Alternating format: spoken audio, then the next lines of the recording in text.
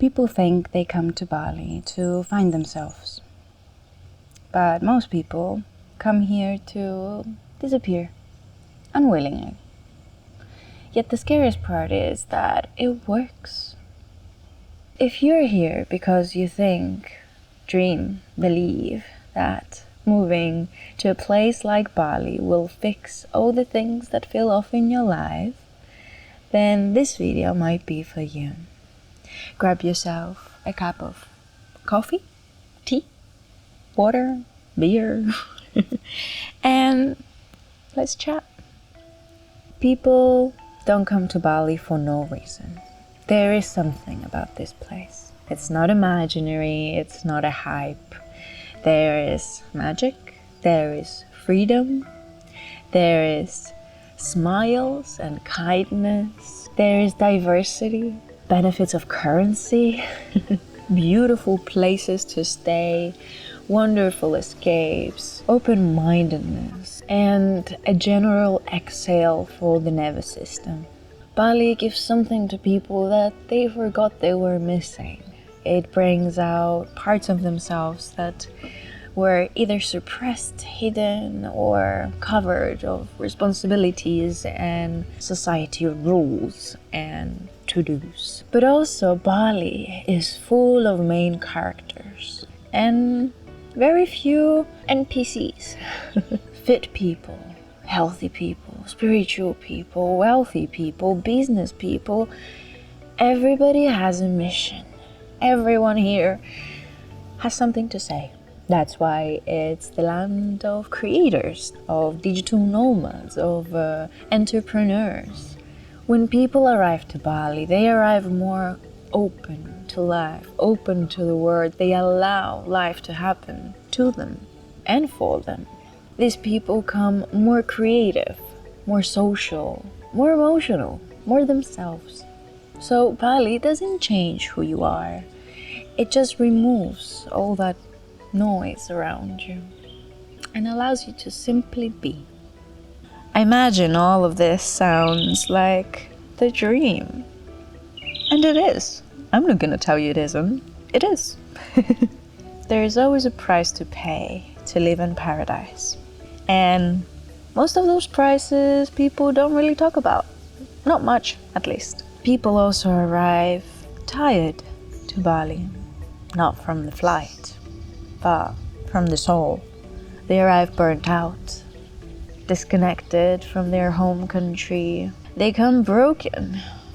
Many broken people here come to find healing. And Bali attracts people that are seeking and not just vacationing.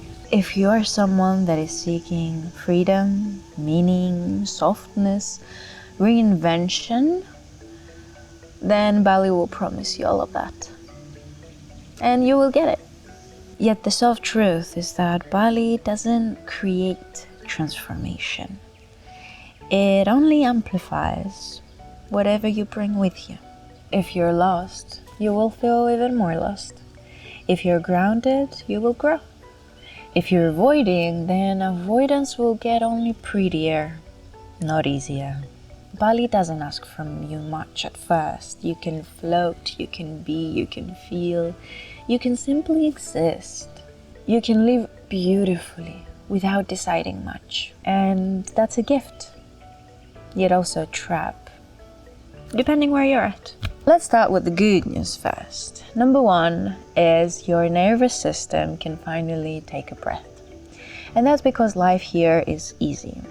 There is far less decision making than what you usually do in your country. People here aren't on edge, quite the opposite. People here always smile and greet you, and everybody's kind. Everybody's accepting and acknowledging of your presence. Life is much slower, but not necessarily lazy. And the main contributor to your nervous system taking breaths is nature. It's all of this greenery around you that surrounds you, and the ocean, and how much life there is around you that you can just tap into there. Besides Let's talk Bali and all the wellness classes and all the communities surrounding wellness, but that's a different point. So number 2 is kind of coexist with number 1, is that there is freedom. There are very few rules to follow, so that goes away from your head. There are very few traffic lights or the road. You just go with the flow. And then kind of life also becomes that, like you go with the flow, and wherever the flow takes you, you follow that. And you're not constantly fighting systems. And that brings me to number 3, which is the low cost of living. Here, everything is cheap.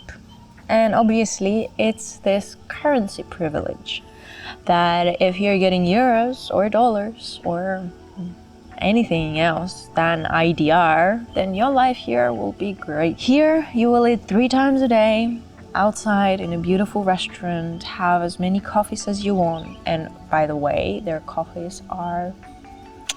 You'll go out on adventures and stay in some of the most breathtaking landscapes for very little. But this specific topic also obviously goes to the basic category of people. Now, if you're someone that already earns and has 6-figure numbers in your bank account and you're choosing to live in a European standard cost of living villa somewhere in the center of Canggu or Ubud, then okay, this is not about you, obviously, because you can live in Bali very affordably and have a very decent life. But if you're someone that already has a lot of money, then your life here will feel even better, because yes, it's cheap, but that doesn't mean you cannot spend. Number 4 is Bali is full of life. There are so many people here. It's insane. It's like the LA of Southeast Asia. It's the creator hub, the entrepreneur hub, the nomads, like any kind of person from 100k followers to millions to celebrities to geniuses to business minds. Everyone is here. And the craziest part is not that they just here and you know that they're here. You meet them. There are events, there are communities. They create and organize these things themselves, so you go and experience whatever they have to share with the world.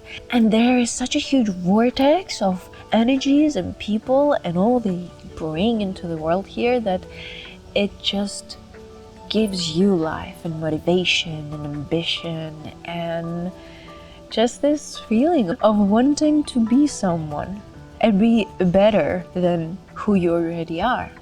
There are endless opportunities to collaborate if you go out and look for them.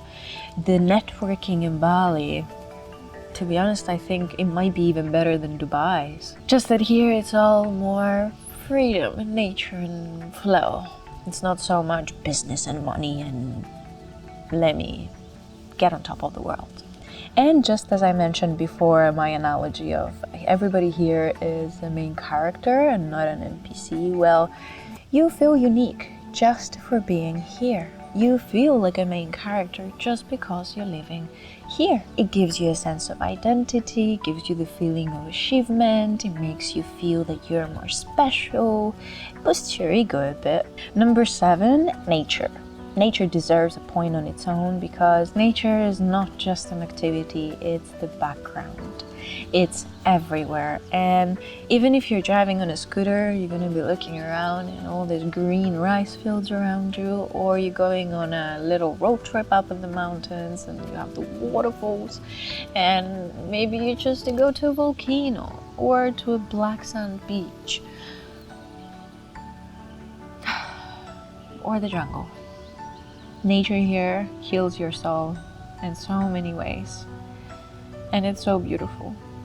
So that's it with the positives of Indonesia and Bali, and I'm sure there are more, but if we're going on full depth, then this video will never end. Number 1 is that you're never really safe as a foreigner here. You will always be a bule, a foreigner.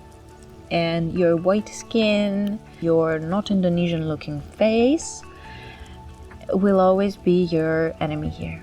Yes, this island, Bali specifically, is built on tourism, but that doesn't mean everybody loves that. And if anything goes sour, the government or people or anything won't be on your side. Unless you have money. Money solves everything here. Corruption, which is number 2. Corruption, the system, bureaucracy, visas. There are a lot of paperwork and a lot of fighting to be here. For a short amount of time, of course, you can be as a tourist visa, easy. To stay long term might be slightly complicated, it depends. But it's a choice. It's a choice you have to do if you want to stay in a country that you need a visa to live in and to go with the flows of the corrupted systems and the way everything is affected by that corruption. Which, moving on to our next topic, it's poverty. Corruption and poverty go hand in hand. And if at first poverty is something that humbles you, later it becomes something that you cannot avoid. And it even makes you feel things you don't really choose. Makes you feel guilt without you being able to do something about it. It makes you shrink in places so you're not that loud. And to live in this constant contrast, it just creates this emotional tension that you cannot really resolve. But it's something that you always see. With poverty comes also the mentality of the people that live here. And one of the biggest mentalities here is that we can throw things anywhere and that has no consequences. If this country is wonderful, it is also very dirty. Trash is everywhere, and sometimes it's hard to appreciate nature just because of how much trash and plastic there is out there. And you cannot do anything about it either.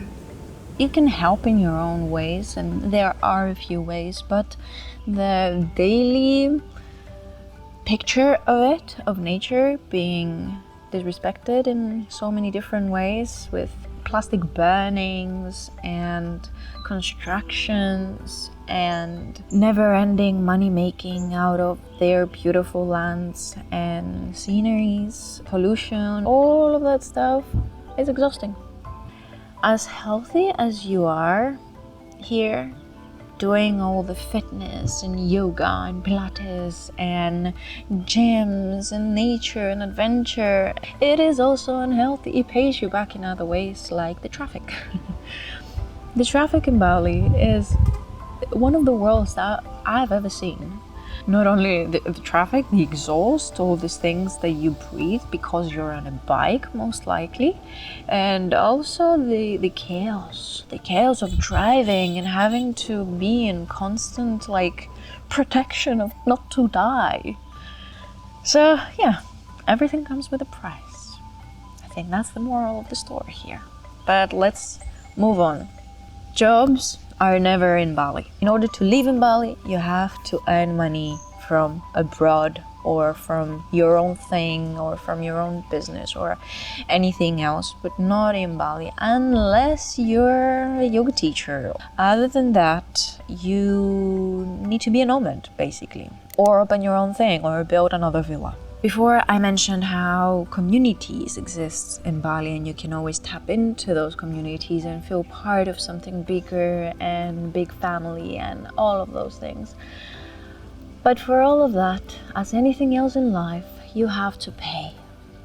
If you want to be surrounded by like-minded people that have great conversations and open up topics of healing or entrepreneurship or feminine, masculine, or yada yada yada, guess what? You pay for all of that, and you might meet people and create your own circle, and that's the only way you can have your own authentic circle of that community. If you don't, you will just end up paying money to fit into boxes.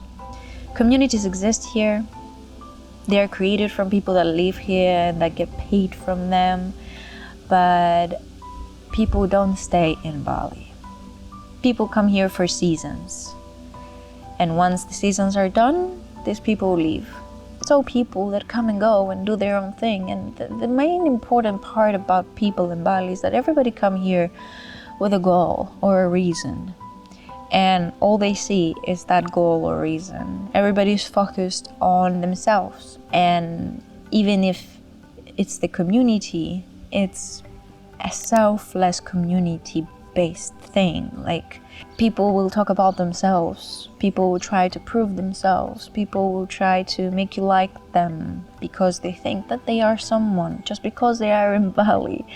But people won't make the extra 10 steps to become friends with you. Like, of course, you have to go and do that as well. If you are a main character and you want to be surrounded by other main characters, well, high chances are that everybody will just go into their lives being a main character and not,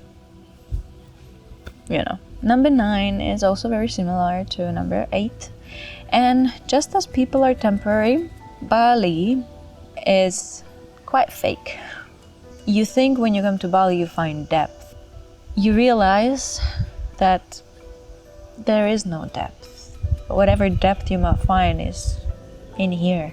Bali is very aesthetic. It's pretty. It's so Instagrammable, but very often surface level. The beautiful cafes won't make you happier. The wonderful beaches and oceans and jungles and waterfalls won't heal you. No matter how much you post on social media, your ego won't get fulfilled. But it will make you want to go higher. People here look good, just as all the cafes look good. It's like one big set of a movie that went through a great casting. And everybody in Bali is like that.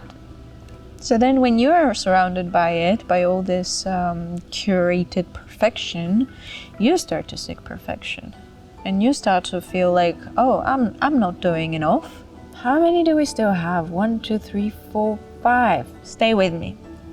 The last 2 are the biggest ones. Number 10 is that there are no seasons. And you might think, what are you talking about, Ira? It's constant summer. Who doesn't want summer 12 months a year? Well, if you come from a country that has at least 2 seasons, like I do, then you will miss it. Because with season comes emotional change, identity change, comes different clothes make you feel different ways. But here it's constant sweat, it's constant and rain. And just as you don't realize how much time is passing by because of this endless monotony in the weather, so you do not understand and realize how time is flying by in your own country, and how your friends and family and siblings and parents grow up and grow old.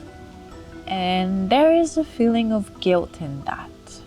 It's present, even if you don't want to admit it, for being so far away, for missing birthdays, events, and celebrations. Unless you're traveling back home like 3 times for a year, that's still not enough. You actively choose to be far away from your family. And if you don't have good reasons to be away from them, then you will feel guilty for choosing this life.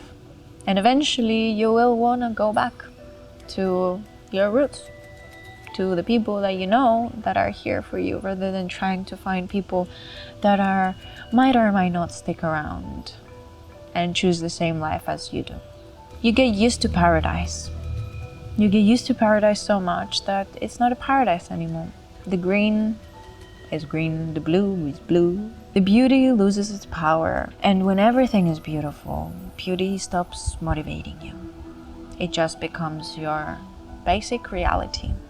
And the last two, as in my opinion, the most important ones, the ones that hit harder in the long run, that, yeah, not many people say that, but comfort can erase your ambition.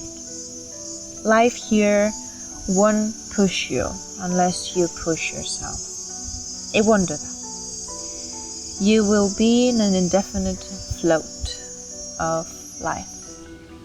You go with the flow, but the flow doesn't mean will take you if you don't strive for greatness. And decisions can be delayed to the point that you delay them for much longer than you should. If you don't have direction, if you're not building something, Bali will not force you to find it. And the last one is that freedom can turn into avoidance. When structure disappears, when decisions get postponed, and when you rely on this paradise of your bubble, freedom feels amazing until you realize you're standing still. And please hear me out on this one. Indonesia is an incredible place to live. Wonderful, but a very dangerous one to avoid your life. The hard truth is that Bali will not fix you. It will be a temporary band-aid to whatever you are going through. It might heal you, it might give you direction, it might help you grow, but it's not going to fix that thing that you feel off about in your life. That's on you. And it's not Bali that gives you all the lessons and all the guidance and all of the things for you to grow and come closer to where you want to be. It's not Bali, it's not the magic, it's not the culture, it's not the smiling faces, it's not the pretty places. It's you. It's what's inside of you. If you allow yourself to be as open and as accepting and as adventurous and creative in your own place or anywhere you want it to be, then it all shall come. But obviously coming so far away to a place like this helps. And that is something nobody can argue about. It said, I might be sad, but at least I'm sad in Bali. And that kind of sums up the whole concept of Bali. If you don't know what you're building, then Bali will become your pause. But if you don't know what you want to build, then Bali will give you clarity and guidance. If you don't have foundation, then Bali will be foggy and an endless lucid dream. So an advice I'd give my younger self and to you is to have a foundation first. Build a foundation, understand who you are, what do you want, why, the deep reasons why you're coming, you're leaving, you're moving to a place like Bali. And when you do that, also understand what your cards are. Don't throw everything away just because you're not happy with them. Keep what you can. You never know when you might need them. Don't say goodbye to all your friends and never talk to them again because you want to reinvent yourself. You will miss them. Try not to have expectations, but have one expectation: to experience. Don't erase your life in pursuit of another life. Whatever you carry today, you will carry tomorrow, in a month, in 2 years, and in 3. In any country that you pass from, and in any experience you get to have, and through the people that you will meet. All of this is just a journey of self-expansion and growth that will lead you somewhere that you don't know yet where. As someone who has looked for home in many places like Milan, Dubai, and now Indonesia, and anywhere I set my foot on, I can say that I don't know where home is. I don't know if I will ever know. But my experience taught me that maybe home isn't where you arrive. Home is maybe the place that you stop leaving from. My journey in Indonesia ends. I am very grateful, and I will definitely return. But if there is anything that Indonesia taught me, is that running isn't the same as moving forward. Do with this information as you like. I hope you have a great adventure and the best experiences in life. I would absolutely love to hear your story, your perspectives, your desires, and maybe your plans. Please comment them below, and let's continue this conversation in the comment section. Namaste.